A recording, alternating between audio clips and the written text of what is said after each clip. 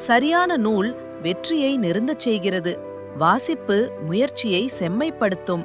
49வது சென்னை புத்தகக் காட்சி 2026. ஆசியாவின் மிகப்பெரிய அறிவு திருவிழா. YMCA மைதானம், நந்தனம், சென்னை. ஜனவரி 8 முதல் 21 வரை. காலை 11 மணி முதல் இரவு 8:30 மணி வரை.